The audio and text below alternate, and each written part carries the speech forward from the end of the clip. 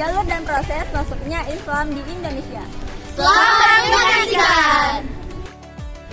Penyebaran agama Islam di Indonesia pada umumnya berlangsung melalui dua proses, yaitu yang pertama, penduduk pribumi berhubungan dengan agama Islam kemudian menganutnya. Yang kedua, orang-orang asing Asia seperti Arab, India, dan Cina yang telah beragama Islam bertempat tinggal secara permanen di satu wilayah Indonesia, melakukan perkawinan campuran dan mengikuti gaya hidup lokal. Setidaknya ada 4 teori tentang Islamisasi awal di Indonesia, yakni sebagai berikut. Yang pertama, teori India. Teori ini dikemukakan oleh Pigenappel, Marquette, Fatimi, dan seorang orientalis Belanda yang meneliti tentang Islam di Indonesia, bernama Snoek Hoorngrongje. Ia menyatakan bahwa agama Islam baru masuk ke Nusantara pada abad ke-13 Masehi yang dibawa oleh para pedagang dari Cambay, Gujarat, India.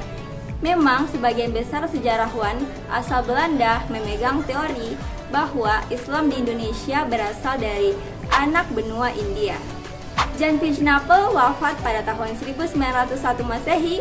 Dia adalah seorang orientalis dari Universitas Leiden Belanda yang fokus pada manuskrip Melayu. Dia menyatakan bahwa Islam masuk ke Indonesia lewat perdagangan dari Gujarat. Penjelasan ini didasarkan pada seringnya kedua wilayah India dan Indonesia ini disebut dalam sejarah Nusantara klasik. Dalam penjelasan lebih lanjut, Pigenappel menyampaikan logika terbalik, yaitu bahwa meskipun Islam di Nusantara dianggap sebagai hasil kegiatan orang-orang Arab, tetapi hal ini tidak langsung datang dari Arab, melainkan dari India, terutama dari pesisir barat, dari Gujarat dan Malabar. Jika logika ini dibalik, maka dapat dinyatakan bahwa meskipun Islam di Nusantara berasal dari India, sesungguhnya ia dibawa oleh orang-orang Arab. Sedangkan menurut Marquette, ada hubungan antara Gujarat dan Indonesia dengan alasan bahwa batu nisan makam Raja Malik Al-Saleh yang merupakan raja kerajaan Samudra Pasai Aceh bertuliskan angka tahun 686 Hijriah atau 1297 Masehi dengan menggunakan nisan yang berasal dari Gujarat, India. Selain itu, batu nisan yang terdapat di makam Maulana Malik Ibrahim di Gresik, Jawa Timur juga menunjukkan hal yang sama. Kedua batu nisan tersebut memiliki persamaan bentuk dan dengan batu nisan yang terdapat di Cambay, Gujarat, India. 2. Teori Arab. Teori ini dikemukakan oleh Sir Thomas Arnold. Menurut pandangannya, para pedagang Arab telah menyebarkan Islam ketika mereka menguasai secara dominan perdagangan Barat Timur sejak abad-abad awal Hijriah atau abad ke-7 dan 8 Masehi. Hal tersebut didukung oleh Profesor Hamka. Beliau menyatakan bahwa Islam sudah datang ke Indonesia pada abad pertama Hijriah, abad ke-7 dan 8 Masehi, langsung dari Arab dengan bukti jalur perdagangan yang ramai dan bersifat internasional sudah dimulai melalui Selat Malaka yang menghubungkan dinasti Tang di Cina, Asia Timur, Sriwijaya di Asia Tenggara, dan Bani Umayyah di Asia Barat. Menurutnya, motivasi awal kedatangan orang Arab tidak dilandasi oleh nilai-nilai ekonomi, melainkan didorong oleh motivasi spirit penyebaran agama Islam.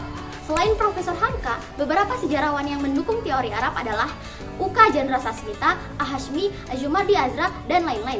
Ajumardi Azra menambahkan, Islam datang ke Indonesia pada abad ke-7 Masehi, namun baru dianut secara terbatas oleh para pedagang Arab yang berdagang di Indonesia dan baru mulai tersebar dan dianut oleh masyarakat Indonesia pada abad ke-12 yang disebarkan oleh para sufi pengembara yang berasal dari Arab.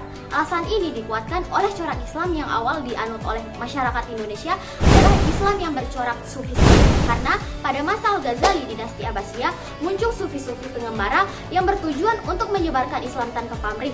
Maka sufi-sufi inilah yang disinyalir dan datang menyebarkan Islam di Indonesia. Salah satu bukti yang memperkuat teori Arab ini adalah adanya pemukiman sekelompok bangsa Arab di pantai barat Sumatera baru. Yang ketiga, teori Persia. Sejarawan Hussein Jajaningrat adalah orang yang mengemukakan teori ini. Dalam teori ini dinyatakan bahwa Islam masuk ke Nusantara pada abad ke-13 Masehi di Sumatera yang berpusat di Samudra Pasai. Teori Persia lebih menitik beratkan tinjauannya pada aspek persamaan kebudayaan yang hidup di kalangan masyarakat Islam Indonesia dengan Persia. Bukti-bukti persamaan tersebut diantaranya yang pertama, adanya peringatan 10 Muharram atau Asyura atas meninggalnya Husain cucu Nabi Muhammad SAW di Karbala. yang sangat dijunjung oleh kaum muslim Syiah di Iran atau di Persia. Di Sumatera Barat, peringatan tersebut disebut dengan upacara keranda tabut, yaitu mengarak keranda yang di atas namakan keranda Husain dan disebut keranda tabut untuk dilempar di sungai. Sedangkan di Pulau Jawa ditandai dengan pembuatan bubur syuro. Yang kedua, adanya kesamaan konsep ajaran Sufisme yang dianut Syekh Siti Jenar dengan Al-Hallaj, seorang sufi besar dari Persia. Yang ketiga, penggunaan istilah bahasa Iran atau bahasa Persia dalam sistem mengeja huruf Arab untuk tanda-tanda bunyi harokat, contoh jabar, fathah, zer, kasrah, yes, damma. Keempat, adanya persamaan batu nisan Maulana Malik Ibrahim tahun 1419 Masehi di Gresik dan Malik Al-Salih 1297 Masehi di Pasai yang berasal dari Gujarat. Berdasarkan hal tersebut, Husain Jajaningrat berpendapat bahwa Gujarat merupakan daerah yang mendapat pengaruh dari Persia yang menganut paham Syiah dan dibawa ke Indonesia. Yang keempat, teori Cina. Teori ini menyatakan bahwa Islam datang ke Indonesia, Jawa, dan Sumatera berasal dari para perantau Cina. Menurut teori ini, orang Cina telah berhubungan dengan masyarakat Indonesia sebelum Islam dikenal di Indonesia. Pada masa Hindu-Buddha, etnis Cina atau Tiongkok telah berbaur dalam penduduk Indonesia, terutama melalui kontak dagang. Bahkan ajaran Islam telah sampai di Cina pada abad ke-7 Masehi. Teori Cina didasarkan pada sumber luar negeri, kronik maupun lokal, babat dan hikayat. Bahkan menurut sejumlah sumber lokal tersebut ditulis bahwa Raja Islam pertama di Jawa yakni Raden Fata dari Bintoro Demak yang merupakan keturunan Cina. Ibunya disebutkan berasal dari Campan, Cina bagian selatan, sekarang termasuk Vietnam. Berdasarkan sejarah Banten dan hikayat Hasanuddin, nama dan gelar raja-raja Demak beserta leluhurnya ditulis dengan menggunakan istilah Cina. Salah satunya seperti Cekopo. Bukti-bukti lainnya adalah masjid-masjid tua yang bernilai arsitektur Tiongkok yang didirikan oleh komunitas Cina di berbagai tempat, terutama di Pulau Jawa. Pelabuhan penting sepanjang abad ke-15 seperti Gresik, misalnya menurut catatan-catatan Cina diduduki pertama-tama oleh pelaut dan pedagang Cina. Daerah yang mula-mula menerima agama Islam adalah pantai barat Pulau Sumatera. Dari tempat itu, Islam kemudian menyebar ke seluruh Indonesia.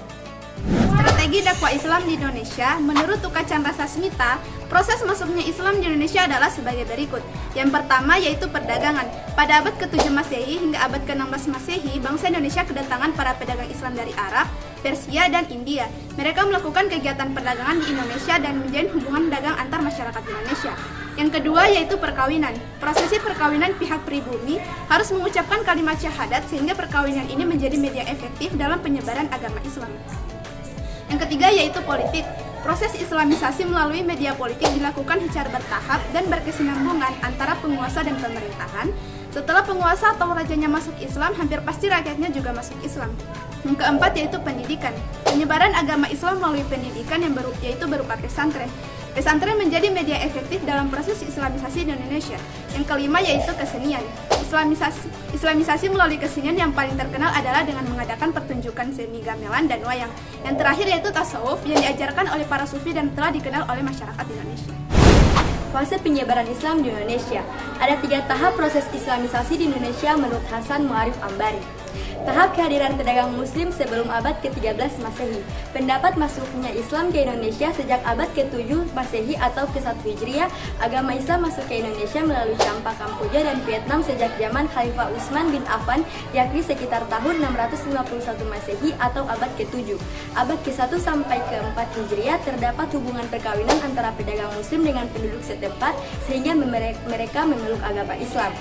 2. Tahap terbentuknya kerajaan Islam 13 sampai 16 Masehi. Kerajaan Samudra Pasai sebagai kerajaan Islam pertama di Indonesia merebut jalur perdagangan di Selat Malaka yang sebelumnya dikuasai oleh kerajaan Sriwijaya. Ditemukannya makam Malik Al-Saleh yang terletak di Kecamatan Samudra di Aceh Utara dengan angka tahun 696 Hijriah atau 1297 Masehi merupakan bukti yang jelas adanya kerajaan Islam di Pasai akhir abad ke-15 Masehi dan permulaan abad ke-16 ke-16 Masehi, pusat-pusat perdagangan di pesisir utara seperti Gresik, Demak, Cirebon, dan Banten telah menunjukkan kegiatan keagamaan yang dilakukan oleh para wali di Jawa.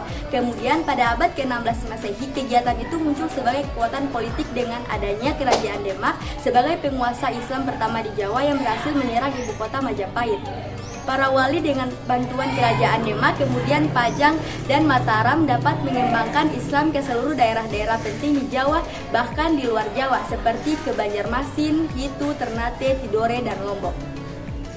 3. Tahap pelembagaan Islam. Pada fase ini, para pemangku kerajaan berguru ke pusat pendidikan Islam seperti Ternate yang berguru ke Giri Gresik. Agama Islam yang berpusat di Pasai tersebar luas ke Aceh di pesisir Sumatera, Semenanjung Malaka, Demak, Gresik, Banjarmasin, dan Lombok.